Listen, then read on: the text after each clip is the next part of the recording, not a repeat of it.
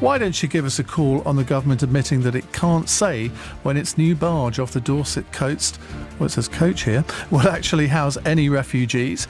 Ministers are wanting mandatory prison sentences for repeat offenders for both violent and non-violent crimes. Polling shows a majority of motorists now prefer Labour to the Conservatives, but only a third of all voters think Labour will actually win the next election outright. 0345 6060 973, and of course you can watch us, as you know, on Global Player. Call 0345 6060 973. Tweet at LBC. Text 84850. Cross question with Iain Dale. This is LBC. Well, welcome to you all. Let's go to our first question. It's from Chris in Richmond. Hello, Chris. Hello, Ian. Hello, panel. Is Rishi Sunak on the wrong side of the electorate by focusing/obsessing on motoring issues? Sean Berry.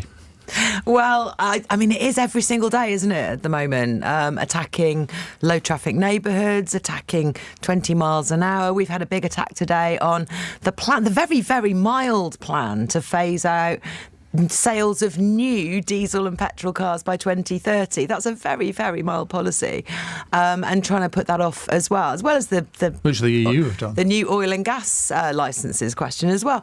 I mean, this is obviously a posture that the government have decided works in their favour with some of the voters, but I'm looking around the internet. I'm looking at the letters page in my local newspaper. Well, that's always a mistake. But I mean, yeah, you think so, but the kind of sort of people, the normal people who will respond to shows like this, who will write to the local paper, I'm not talking about politicians or people involved in politics here, are seeing straight through it.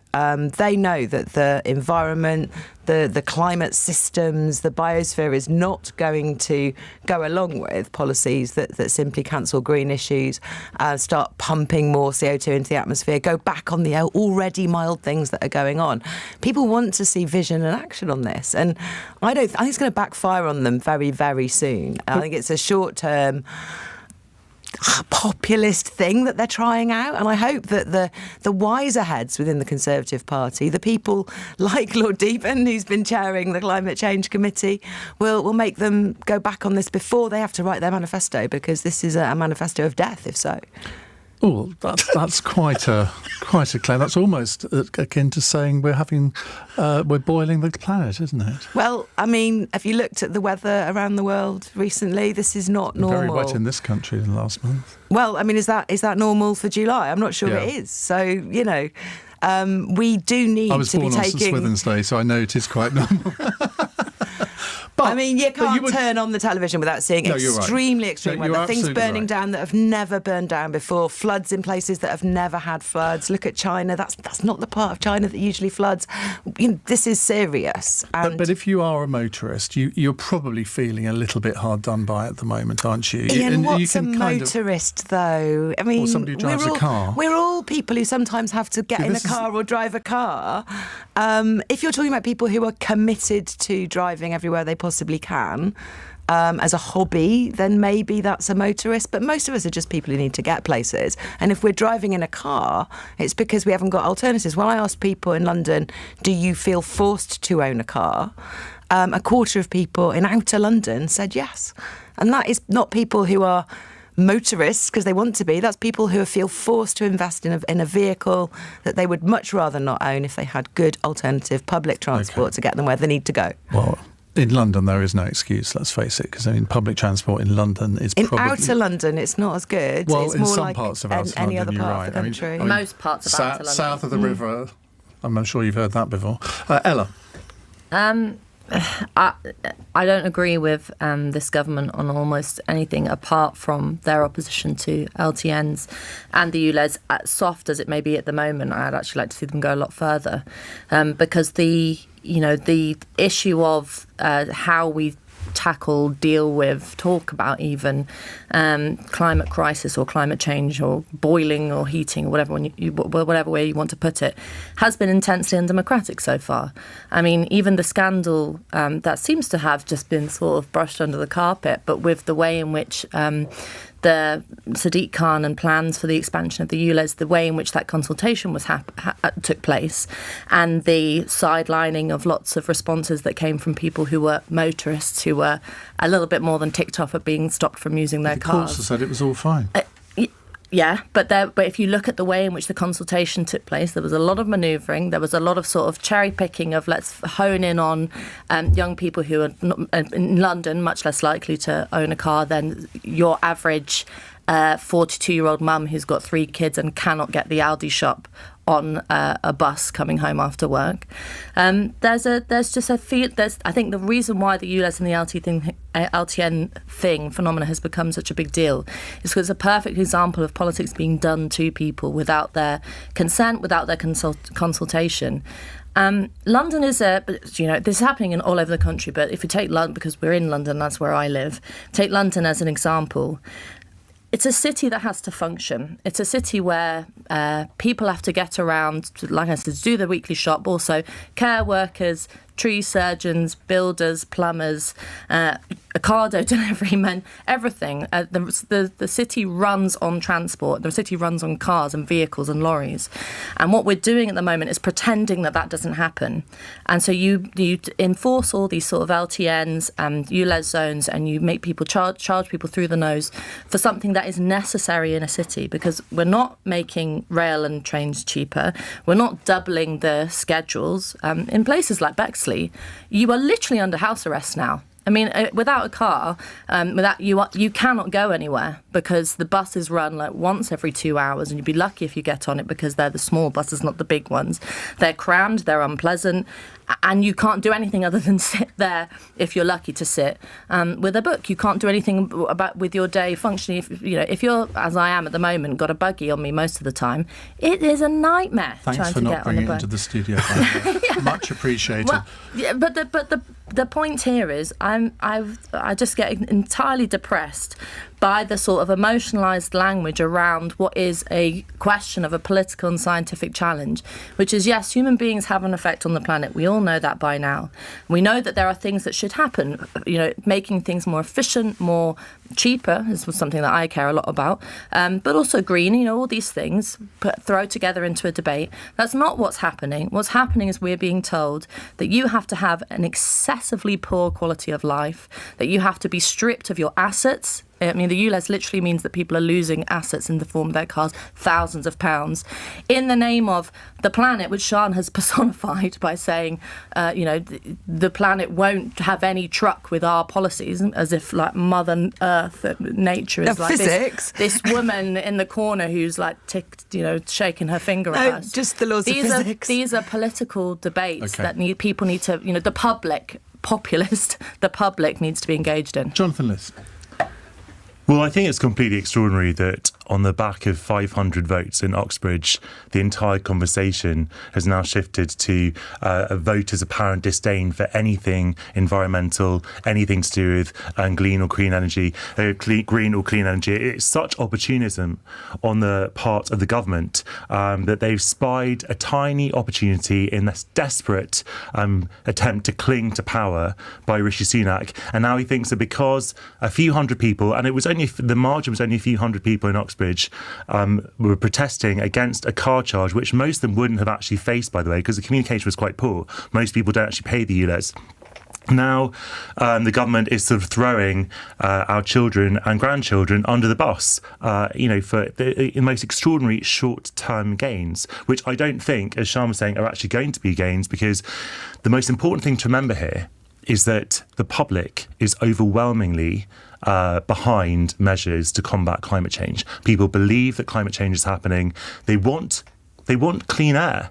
We've all been on high streets where we struggle to breathe. It's not fun. And there is evidence that people are actually dying because of dirty air in London and other big cities. And so these measures are actually popular. Now, where I do actually agree with Ella a little bit is that we need to have consultation. Now, obviously, I don't think it's undemocratic because councils are democratically elected. The mayor was democratically elected. And even ULEZ was pioneered by Boris Johnson, who was democratically elected as mayor as well. But I do think that there needs to be greater buy-in from local communities. So, if people don't necessarily want to have a low-traffic neighbourhood in their area, then that has to be respected. I agree that these things shouldn't be imposed from above, whether that's at sort of local level or at Westminster level. I do think it's extraordinary that the government is now, amid all this sort of conversation about decentralising power in this country, now wants to sort of overrule councils about what speed limit they can have on their roads, what kind of traffic calming measures they can have on their sort of suburban sort of side streets. That's not the job of a government, which is meant to be looking at a broad picture and is meant to be actually combating climate change, which everyone agrees is happening and needs to be combated. I understand what you mean about the Uxbridge by-election, but presumably by this emphasis on sort of measures which you might say are sort of slightly anti the Green agenda, I wouldn't go over the top, but slightly, they must have done some polling on this. I mean, they're not going to announce all these measures if they think that the majority of the country are going to be against them, are they? Iain, I think that you might have more confidence in Rishi Sunak's political ability than I have. This man is a desperate and cynical man. He is failing on every single electoral and political sort of calculus. And the one tiny glimmer of light the Conservatives have had is holding on to a seat they've held since 1970. Not even Tony Blair was able to get Uxbridge. So if this is the measure of success, and they just think, well, they're going to put all of their eggs in that particular basket. They think they want to appeal to a certain section of the electorate, which is cheesed off with environmental measures that might be a little bit sceptical, and they think that is the only way of keeping power. Hayward, because I mean that is an interesting thesis, isn't it? Because we've had this announcement today on crime, and I always think whenever a political party, particularly the Conservative Party, announces a tough on crime agenda, the Labour Party. Well, the Labour Party have been doing it again this week as well. But you're quite near an election, aren't you? I mean, that is quite obvious. And it seems to me that they're probably they're hunkering down. They are appealing to what they think is their base, and think, well, we just need to make sure we win. We're going to lose the next election, but we'll win enough seats to avoid a total humiliation. Well, I think Jonathan is right to the extent that this has been triggered by the Uxbridge by-election. But what we've not got at the moment is actually changes in policy, whether it's the Labour Party or the Conservative Party. I will say, I've always been a fan of Siân's, but she started by saying normal people who write to the local paper. There's no such thing as a normal person who writes to the local paper. I mean, I used to write. I wrote to my local paper at the age of 16. So you destroyed your reputation in that opening sentence. But it's interesting. I think, given the absence of comment, I'm the only person sat round this panel who doesn't have a car. Now, I happen to be single. I don't have the problem that couples do, and they need to get their kids to one place or another. There's no question about that. But I haven't had a car for 20 years. I've used public transport. I'm lucky enough to live in South London, but inner South London, and I can use buses and tubes easily. So I am very concerned about... Do you not go to supermarkets? I do. How do you get your stuff back then? I carry it. I suppose if you're single and you don't eat very much, I suppose that's okay. This is it. I mean, if you have a load of caveats and you don't, which is, that's fine. And actually, as it happens, if there was a bus that ran from Aldi to my door that had space for the buggy and my 6 bags of shopping, because I can't afford to do it in little bits, I have to buy in bulk, and I could read my book while the baby naps, I mean, hallelujah, that would be lovely. But that's not the world in which we live. I would add, and as it happens, I like driving. I would add as a caveat that I do about once every 2 to 3 months a heavy shop. I go to Tesco's in the Old Kent Road and then get a cab or get a friend to drive me back. So very, very rarely I use a car. But most of the time I either walk... But do you buy this war on motorists that we keep hearing about? As I say, what we're talking about here is a series of discussions that does arise, as Jonathan indicated, from the result in the Uxbridge by-election. It was not a few people It was not 500 people, because you look at the difference in the result between what happened in Uxbridge on one side and what happened in Selby and Somerton and Frome on the other side. There were huge numbers of people who chose a different path in Uxbridge from the other two by-elections. And Ella's right, it's not just in London. There was still a huge swing to Labour. I mean, it wasn't a static Conservative vote. I didn't say that, and I'm very precise about the numbers that I'm referring to. But 3 weeks before the Uxbridge by-election, the Conservatives got their first seat on Cambridge City Council for a decade. Why? Because the people in the relevant ward, King's Hedges, were rebelling against Cambridge City Council's policy in relation to cars. It's not some minor matter. The key thing on environmental issues is you have to take the public with you, and that's not happening at the moment. Just a quick text from Simon, who says, doesn't Jonathan Liss realise, you're going to like this, just how far down the rabbit hole Iain Dale is when it comes to the Tories? It's awkward, embarrassing and pathetic the way he clings on to that party. Wake up, Iain. Have you not even been listening to my show for the last 6 months? I think we need to go to a break. It's 19 minutes past 8. Tomorrow morning from 7 on Nick Ferrari at Breakfast. Join me, Rishi Sunak, as I take your calls on LBC. Put your questions to the Prime Minister, Rishi Sunak, only on LBC.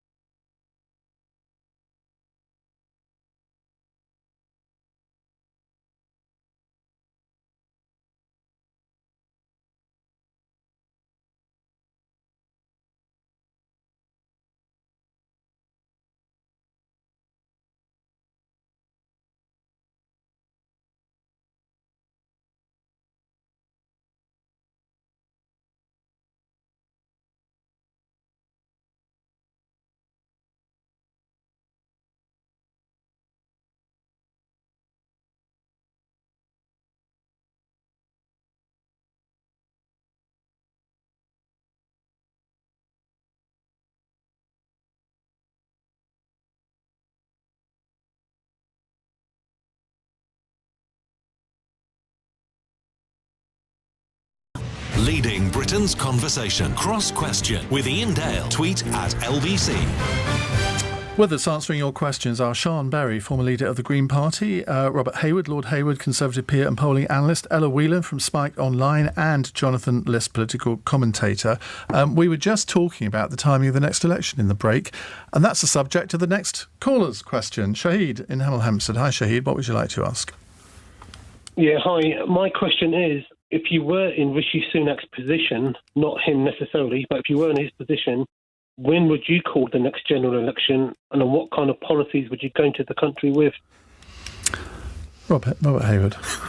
I think it'll be in October next year, which means we're some 15 months away. The reason I think that is because worldwide interest rates will probably be coming down at that point, and that is likely to be the case in Britain if it is in other parts of the world associated with inflation. You go into an election, people are suggesting it might be in May, but that comes immediately after the winter, where waiting lists in hospitals are always at their worst. You have a longer period of time to reduce the post-COVID waiting lists. The post-Boris, Liz Truss saga will be further away, and Rishi will have the time to prove that he can pick up the pieces post those events, and therefore will be able to project himself in a number of better ways than he would earlier. And I think on that basis and a series of other matters, then I think it'll be October rather than May. Ella. Well, I'm not very good at doing the whole kind of playing the game of when it should be, but I think since the Boris Liz Truss saga, the government has been on very shaky grounds in terms of legitimacy. Not technically, because obviously everything has been done technically right, but I think there just has been this sentiment that a mood that it doesn't resemble anything like what happened in 2019. Yes, everybody uses the excuse of the pandemic or even the war in Ukraine and say, everything's changed, so we've changed, and what's the big deal? But actual fact, I think the momentousness of 2019 and the political direction that it alluded to in terms of democracy, in terms of things related to Brexit, have just been scrapped. There's so little of that left in the Conservative Party at the moment that I would call it as soon as I could. I caveat that all, though, with the fact that a general election does not excite me in the least at all, because the choice is so poor. I think there is very, very little difference, really, when you come down to ideology between Keir Starmer and Rishi Sunak. Yes, there are some sort of headline differences as they'd like to sort of make it out to be, but on issues like what we've just been talking about, climate change and net zero, on things relating to the economy, on big questions even around immigration, they're very, very similar. There's not a lot of change on the table at the moment from any of the parties. So as you can tell by the tone of my voice, I think, like most people, I'm really quite depressed about the prospect of it all. Which, Robert, indicates to me, not just because Ella said it, but if you look at other factors too, particularly Tory voters may be staying at home because they can't bring themselves to vote Labour or Lib Dem or Green. The turnout of the next election is likely to be very low. Do you think also, just as an added question to Shaheed's, that actually the result of the next election is almost a foregone conclusion, that most Tories think they've lost anyway, and that this whole idea, they're a tired government, it's time for a change, there's very little that Rishi Sunak can do about that? Most elections are either time for a change or we need another period of government to prove. And that's essentially what the whole campaign comes down to from the two major parties. And I'm answering that question in that form at this stage. So it isn't clear, because all the opinion polls show there's a huge block of undecided 2019 Conservative voters, roughly 50%, it varies in one form or another, who haven't decided where they're going to cast their vote. But what is striking, and Ella touched on it, there is a serious disenchantment with politics in general. And Keir Starmer is not viewed strongly in the way that, sadly, I'm more than old enough. I've been an MP and out by the time Tony Blair became into power. But Keir Starmer doesn't have that hold on the electorate in the way that Tony Blair did at an equivalent position running up to an election. Okay. Labour support is weak. Jonathan. It reminds me of that joke, what would you do about something? If I was Rishi Sunak, I wouldn't be starting from here. But it's not a very funny joke. No, I wasn't. I got a laugh from Siân. Anyway, the fundamental point is that Sunak has not covered himself in glory, shall we say. The people do not like him. The longer he stays in office, the worse it gets for him. This is the fundamental point that I sort of see. It's not the same for any prime minister in a way. Well, that's just maybe, but if you are trailing your opponent on every level, and the Tories are now behind Labour on every metric, they're even losing to Labour on the economy and on immigration, classic kind of Conservative strengths. So even though I see the arguments that Robert puts forward about interest rates, if you're thinking about it from a nakedly political perspective, if you're Sunak, you're not going to be in office after the election. So you have two options. Either you stay in office for as long as you possibly can to try and get some kind of legacy, to try and stamp your authority on the country, to do something that you want to do, or you go as quickly as you can, because, as Tony Blair was saying, if you wait for something to turn up, often what turns up is that the public like you even less. So does Rishi Sunak want to be the kind of Prime Minister who loses nobly, sort of, goes down to sort of a small Labour majority, for example? I think it will be a big one. Or does he want to sort of throw all of the eggs in that basket and go down to a historic landslide, which may even eclipse Labour in 1997? So if you're thinking about what he actually wants to do as Prime Minister, the pledges, from whichever side of the political spectrum you're on, were embarrassingly thin, and he's not even going to make them. So this is not a man with a grand ambition. This is at best a technocrat who was at the level of a junior minister, who enjoyed the job of Chancellor because it involved spreadsheets, which we all know he loves, but he doesn't have a grand ambition for the country. He's not a visionary in any way. Even his allies in the Conservative Party would concede that. He doesn't have a great vision for the country, as someone like Margaret Thatcher did, who obviously is a huge opponent of mine politically. Yes, I mean, it doesn't really matter, to be honest, whether he goes in May or October, because he's going to lose. But what do you think he will do? I suspect he'll probably go as long as he can, because, he likes to be in office. He likes power. We can see how cynical and desperate he is in trying to stay to power. So he'll probably go at the last minute. Probably he won't go till January 2025, because no one wants a winter election. But I suspect he'll probably go in the autumn of next year. Sean? Yeah, I mean, I'd agree with that. He clearly enjoys being Prime Minister and probably will hang on for as long as possible. Now, I keep getting asked questions like this, and obviously from a Green point of view, it is beneficial if the two main parties are the same as each other. The most disproportional election where the Greens did best was in 2015, where in a very different sort of place, both main parties were roughly the same. They all wanted to carry on with austerity. There was all growing anti-immigrant rhetoric going on in response to the Farage communications, and it was all very depressing. And we offered some hope, and our vote grew, and that was great.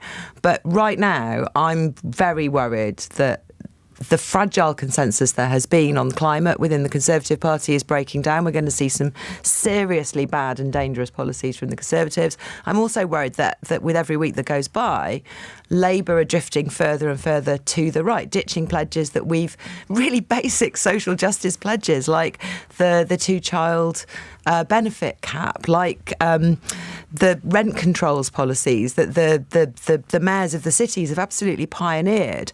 They're turning their back on that. They won't even get rid of the right to buy policy or invest actual public money into social housing. They've cut their green pledges.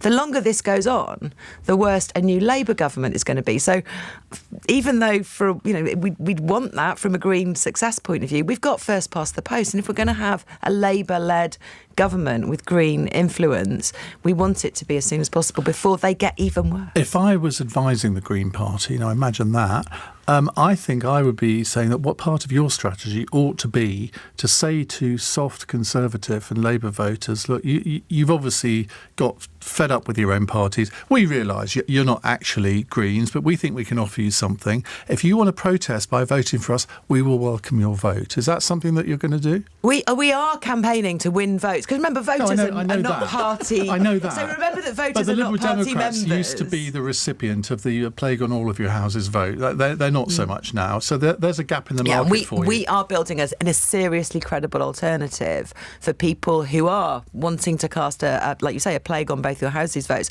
But people, they're not all like you, Ian. They haven't got long loyalties to parties. They are prepared to change their votes. And, I go out on the doorsteps with people fighting for local council seats.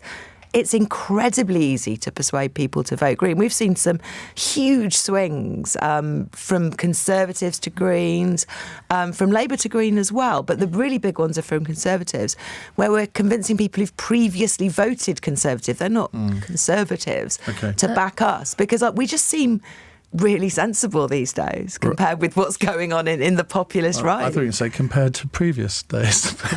No, compared to the other parties, we seem very, very credible, and people have seen us getting elected. Right. And lots more questions. I'm sorry, I've got to move on. Lots more questions coming in. 0345 6060 973. You're listening to LBC. It's 8:32 News Headlines with Charlotte Morgan. Scotland will see its first ever recall by-election after the SNP politician Margaret Ferrier lost her seat in Parliament. The petitions gathered enough signatures to force her to stand down after she broke COVID rules in 2020.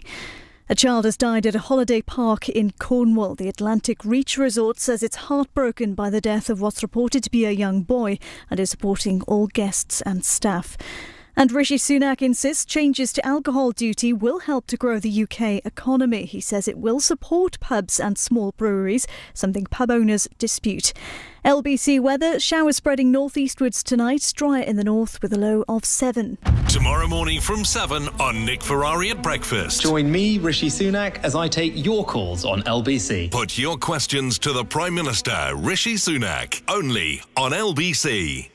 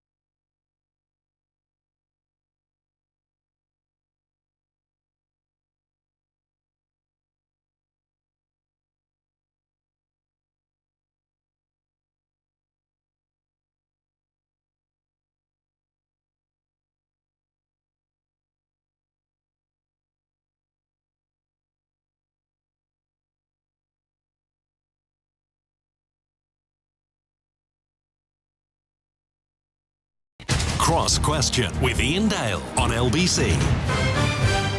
Sean Berry, Robert Hayward, Ella Whelan and Jonathan Liss with us answering your calls. 0345 6060973. I don't think I've given the text number out yet, have I? 84850. And that's what Doreen in Barnsley has texted into. She says, apparently no migrants will board the barge until next week. Will the lawyers, pen pushers and woke warriors... You didn't use the word lefty in lefty lawyers, pen pushers and woke warriors ever let our democratically elected government actually carry out its policy to stop the boats, Jonathan Liss?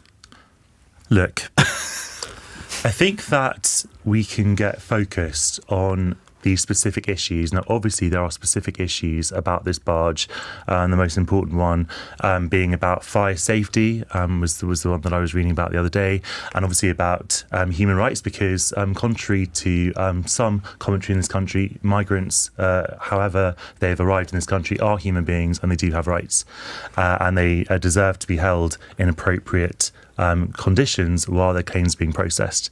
But that really takes us to the core of the issue, which is how this country deals with asylum. And that's obviously we have this new horrific piece of legislation, the Illegal Migration Act, which is interestingly named because it does fly in the face of international law according to the UN. But there are very, very simple things the government could do to help itself. We do talk about this a lot. I don't really want to go into the whole argument about asylum policy. We wouldn't need this barge here if the government was actually on top of the asylum system. So we have this conversation about where we house migrants and asylum seekers. But the only reason we're having that conversation is because the government has so spectacularly botched this entire system. Now, that is something that people can get, that's an argument that people can agree with on whatever side of the position they're on. But just I have to keep making the point that if you had a humane system which, for example, allowed asylum seekers to make a claim in France, that would completely obviate the need for these barges, because you would have people having their claims processed in France. If they were successful, they would then be allowed safe and legal routes to enter this country and then enter the workforce and enter sort of Britain's housing, and they wouldn't have these problems of barges. But the government can't do that because it doesn't want to be seen as soft on migration and annoy the editors of the Mail and the Telegraph. And so we have these ridiculous situations where the government is having to shell out millions and millions of pounds completely unnecessarily, not good for migrants, not good for the taxpayer, just so it doesn't offend its own right-wing base. Robert Hayward. The suggestion that the French will willingly sit there and host the migrants, asylum seekers, while the British government deals with these applications just does not stand up.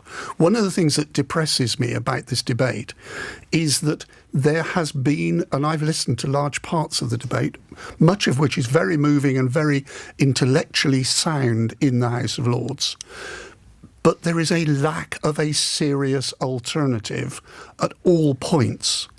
And as for Jonathan's opening comment in relation to the boat that we're talking about, if he goes on to Wikipedia and checks the boat that is actually being talked about, and I'm quoting here, the Germans used it for asylum seekers for 4 years.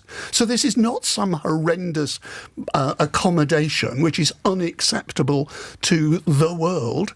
It was used by the Germans, according to Wikipedia, for asylum seekers, quote unquote. So please, can we either have some serious alternatives for dealing with asylum seekers? I have concerns about some of the elements of the legislation, but I want to listen to some serious alternatives.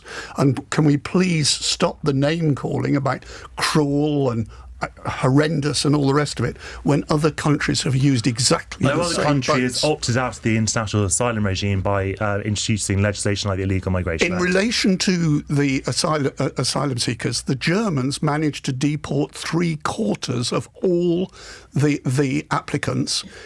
We deport 1/4, and yet they're operating the same 75% of asylums have their claims deemed to be successful. And if you want to have Germany as an example, then that's great, because how many millions of people have they let in to no discernible harm to the German society? I wish we followed the Germans' example, because they've actually shown some humanity, unlike us. Well, if you look at the pictures from inside this barge about how it's been refurbished and the accommodation that's there, I think people would be pushed to say that it was not proper accommodation. I mean, it looks almost like hotel accommodation. But Sean Berry, the texter here, clearly thinks that it's lefty lawyers, she says pen pushers and woke warriors trying to override the democratically elected government. Now, this week we've heard that there are fire concerns. I don't know who's brought those up. The fire brigade locally, I understand. Okay. Yeah, they need to sign it off. But you're right, Jonathan. You know, we have to get a system that actually works. And the point is, most people who reach these shores and claim asylum are doing so completely legitimately and are eventually given the right to stay. And by putting all these barriers in people's ways, by not giving people legal routes, we're creating enormous dangers. The people crossing the Channel are taking enormous risks. They're fueling organised crime. This is not a way to run a system where we fulfil our international obligations to take people who are facing oppression, who are facing war, discrimination. All of these things are reasons why people can legitimately claim asylum in this country. And doing all these things to put people off is not on. And yes, we are housing people in hotels in conditions that are also unacceptable, but at least that's within the community. The point of this barge barge is to separate out those people, to treat them more like they're being kept in detention. They're not going to be able to circulate within the local community. People from the local community are not going to be able to reach them to see if they're all right, which is what local authorities have been doing with people in hotels. It's a complete mess, and the government just is using the whole system as a political football, and real people who have real claims to receive asylum from this country are suffering as a result. And I'm afraid, people being whipped up to think this is simply a woke crusade are missing the point. We can all see from the climate disasters that are happening all around the world how little it would take for us to be in the same position as a lot of these people trying to reach our shores, who often have relatives here in the first place. This is why a lot of people's claims survive. Alternative? Well, I mean, the alternative we have at the moment, which is we have a desperate shortage of accommodation, and we are housing a lot of people in hotels, which is not ideal, but it is better than this. But whenever people come up with alternatives, whether it's the barge or whether it's now they've apparently ordered 2,000 tents, everyone finds a reason to say, well, this is inhumane, but somehow people do have to be accommodated, and yet nobody from the opposition party seems to be able to come up with an alternative of how that will happen. Well, quicker processing would lead to less people needing to be, kept in these kinds of conditions. They'd be able to claim normal benefits and be able to work. And most people are just banned from working, which is why they need support. It is, I agree with Siân and Jonathan. It is a pretty uncontroversial point, and everybody knows it, that from, the Windrush scandal to what's going on now, simple things of, government departments not being able to process filing, not being able to answer emails, not being able to just do the proper job of running an office, has meant that the asylum system is ground to a halt. And the problem with housing people on a barge or in a hotel is not how soft the beds are, but it's the fact that you are detained. You don't actually get to mix in with the community in a kind of or go to the shops and chat at the local pub and the things that actually make a community, because you're not yet a citizen, so you can't act in the same way, work in the same way, socialise in the same way, and that leads to some of the tensions, in part leads to some of the tensions. But I also, to come down hard on you guys, yes, lots of the people who are coming are genuine asylum seekers. Lots of them are not. And my solution to that, because I want more liberal approach to immigration across the board, would be to change our immigration policy, which I think is extremely punitive. It means that none of the working class of Europe can come, or anywhere else for that matter can come, because you have to have a PhD and all the rest of it, which seems a bit ridiculous when all the government goes on about is HGV drivers and things that don't require a PhD in quantum physics or whatever. So we've got that bit screwed up. But if you're an average person who lives in these areas that are having suddenly, out of the blue, large numbers of people from wherever in the world planted on them, in a place where resources are stretched, and where there are already sort of social tensions, and people feel like, as we've been talking about throughout the whole programme, politics is just done to them. They're not consulted. They don't have any say in any of this. They see what's going on with an inability to tackle small boats, as the issue has become, but I think it's much broader than that, as being the country out of control. I think actually the funny thing about Brexit and its aftermath with the discussion about immigration is that both the Labour Party and the Conservatives took Brexit to be, people care about immigration, therefore let's have quite a small-minded discussion about either, about how we lessen it, how we crack down, and how we create hostile environments. It's actually much more complicated than that. I think most people, anyway, a lot of people I talk to who are working class Brexit voters, for example, are very liberal in terms of immigration. They work with immigrants. They, whether it's the NHS or anywhere else, they're absolutely fine with that. What they don't like is the idea that they don't have control over their borders, that there's no democratic say, there's no democratic process. And the fact that it's essentially impossible to deport someone at the moment because you have, I'm not going to go and say woke pen pushers, but you have these activists. It seems like to the average person that you have these activist lawyers who are just stopping a government and crooked lawyers, as we've seen in the last few headlines. Which is the vast majority are not crooked. But I don't want to malign. But there are plenty out there, immigration lawyers who bend the system and do act illegally, as we've seen. And the problem is that is undemocratic. It's also undemocratic to use that. We all like human rights. No one's going to stand here and say, I would like to be attacked on all fronts because I think human rights are a terrible thing. But that is used to trump democracy. It's used to trump, national democracy, a sense that a government elected by its citizens can enact law, whether that's liberal or crack down on immigration. That can't happen at the moment. Okay. That's a problem. Final word on this from Mo in Aberdeen, who says the core problem with our immigration system is the Home Office not being fit for purpose. In 2006, John Reid said this when he was Home Secretary, and his successors have never got a grip on sorting it out. 17 years ago, that was. I mean, if that isn't an indictment on both political parties, I don't know. And that was before they split it off into the Ministry of Justice as well. That was prisons, wasn't it? That went and but that used to be under the ambit of the... But immigration has always been in the Home Office. Right, it's 20... No, it's not 20. It's 8. See, on the clock here, it says 20, so I read out 20 being a parrot. It's 8:48. LBC.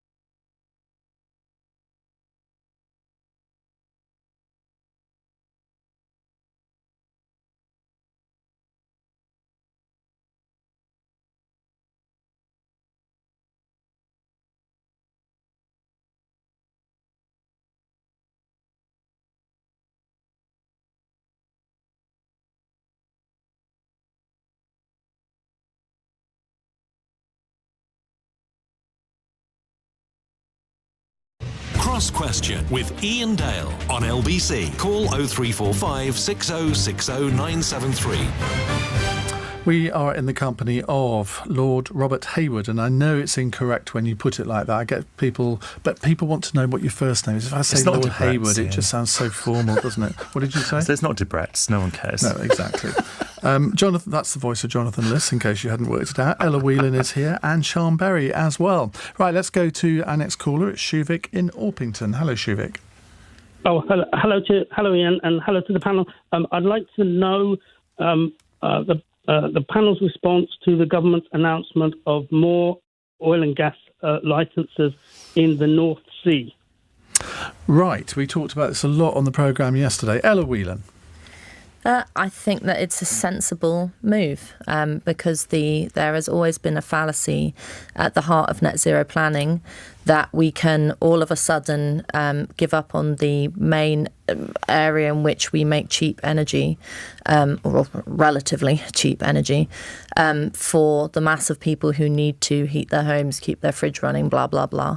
That we can just switch that off in a matter of 10, 20, 30 years and move on to, renewables or whatever it is, that actually a lot of them aren't ready. If you look at the IEA's analysis itself, the kind of technology that it talks about that says that that will have half emissions cut by 2050, a huge proportion of that is by their own admission, in the prototype stage, in the sort of research and development stage. These are things that are not yet not just manifest and working and proven, but are not sort of commercially viable, not ready on a mass level. I mean, Iain, I don't want to set you off on electric cars again, no, but please don't. That way lies madness. But just even something like that as an example, even where the technology does exist, it hasn't become able to, on a mass scale, meet our needs.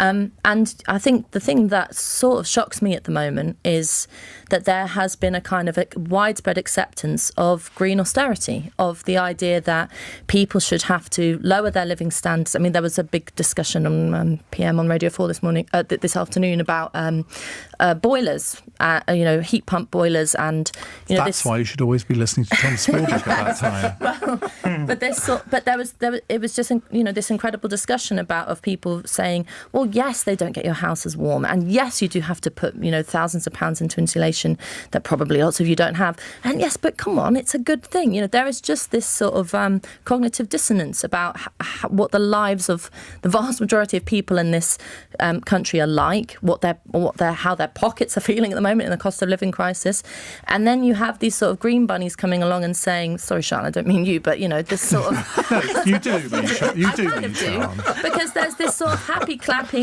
But she's a fully fledged rabbit, not a bunny. We have to love the planet. Sort of childish discussion, which doesn't take into account the consequences of your actions or the consequence of the plans to essentially cut off the country from cheap and affordable energy. And I think that's pretty bad. I'll leave Siân a moment to gather herself after that cruel insult. Jonathan. Look, the fundamental point here is that giving new licences in the North Sea is not going to help any of our problems, either in the short term or the long term. It's going to make everything worse. It's not going to reduce energy bills. First of all, because it will take decades for any of these explorations to bear fruit. Most importantly, the energy that will be gathered potentially from these sites isn't even going to increase our energy supply or capacity, because these are private companies which tend to export the oil and the gas that they actually get from the North Sea. So these are private companies. That's not a crime. It's not a crime, but it's not the answer to any of the problems that the government is purporting to solve. This is really just fueling and helping fossil fuel companies, literally fueling them, to cream off extra profits at a time when they're already making more money than they know what to do with for their shareholders. And it's not helping us in any way. We haven't even established, as Norway did, a sovereign wealth fund that could have, over the last 50 years, gone into the exchequer to actually help Britain develop its infrastructure and can now be helping with our green agenda. So to think that the UK was in charge of COP, was leading the sort of the world, if you like, on climate, at least the climate sort of conference, less than a year ago, and is now throwing it all overboard, squandering all the goodwill that we managed to accumulate in that time, because again of a by-election result, 500 people made a protest, and now these licenses weren't issued as a result of the mood music, Iain, is that no one needs to worry about the environment anymore because apparently the public doesn't want it anymore, but the public does want it. The public does want green energy and does believe in climate change. Siân. I mean, Ella talks about we're not thinking about the consequences of our actions. I mean, this has been the history of climate policy all the way through. The last time the Conservatives did a U-turn on green policy was the David Cameron days of ditching the green crap back in 2013.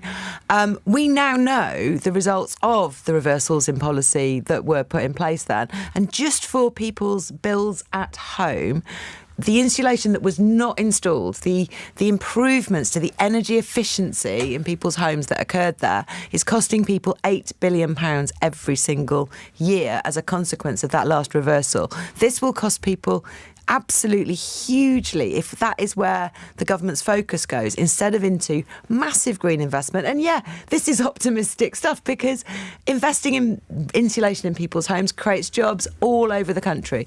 Building new renewable energy infrastructure, sorting out our grid so that we can do that is enormous. Are you going to pay for it for everyone, or are people going to have to pay for it? I mean, look, if it's government investment in that kind of infrastructure that we need, we had a good scheme that was cancelled before. I would love to continue this, but we haven't heard from Robert yet, and we've only got a minute left. Just very quickly, Jonathan says nobody benefits. Every single one of the people sat round this panel will have a pension. BP's profits pay into those pensions. The profits that they announced this morning was 70% down on what they were last year. So don't come across with crass generalisations. Let's look at it in a considered basis in terms of windfall taxes and the like, and look at the implications overall. There are arguments on environmental matters, very strong ones, but don't destroy it by generalising. Right, let's finish off with a fun question from Jane in Inverness. NASA has lost its Voyager 2 probe billions of miles away from the Earth. What's the most annoying thing you've lost over the years? Jonathan? Probably my virginity but sadly that's never coming back, so I'll just have to make the most of it. So many comments spring to mind, but Siân? I mean, annoying in terms of annoyingness, when you come back and your bike is not where you thought it was going to be. That has happened to me far too many times, and yeah, then you really are stuck. Proving your green credentials all over again. Ella? Well, I'm going to keep on theme with the car. Dad lost the car in Chessington when we were kids, and it was like that episode of Seinfeld where... Lost the car? Yeah, in the car park, because there's like millions of them there, and he had to be driven around on the golf buggy, and it was all extremely painful for a young teenager like me to watch that happening, so... That's the one time I've ever hated driving. Was that in the days before remote controls? So, because of course nowadays you can just go around the car park pressing your car key, can't you? And somewhere will open up. Rob? A letter to prove that a local council was wrong, and I could not find it. I searched high and low, and the net result was that the local council continued doing something which they admitted they were wrong doing. I'm just going to ask you, because we're not quite out. In the next hour, we're doing something about relationships where the age gap is massive. Have any of you ever been in a relationship where the age gap was more than, say, 15 years, even if it was only for a night? My mother's listening to this. So that's a yes. But there's a serious point there that Gen Zs are very, very puritanical about this, and I can't quite understand why. Because as far as I'm concerned, the law exists for a reason. If you're over the age of 16, the law determines that you're able to make sexual choices and be autonomous. And I think that Philip Schofield was thrown to the wolves partly because of this age taking gap. A turn. No, seriously, I was just going to make a joke about Gen Z being prudes, but they are prudes. Right. Okay. Well, thank you very much indeed to. I don't know why I asked that. Siân, Robert, Ella and Jonathan, thank you very much. As I say, coming up in the next hour, Candace Bushnell has given fans a glimpse into her dating life, which she described as crazy. The Sex and the City author, who drew inspiration from her own life to write about the characters in Sex and the City, said there was a time when she dated two men who were 70 years apart in the same week. One was 21, one was 91. So many questions come to mind, but I want to know, what are the challenges of dating someone or being in a permanent relationship with somebody who is much older or much younger than you? I'm rather looking forward to this hour. 0345 6060 973. And why do we judge men and women differently depending on their ages in these kind of relationships? On your radio, on Global Player, and Play LBC. Leading Britain's conversation. This is LBC. From Global's newsroom at 9 o'clock, Margaret Ferrier says she will not stand in an upcoming by-election in Scotland after losing her parliamentary seat.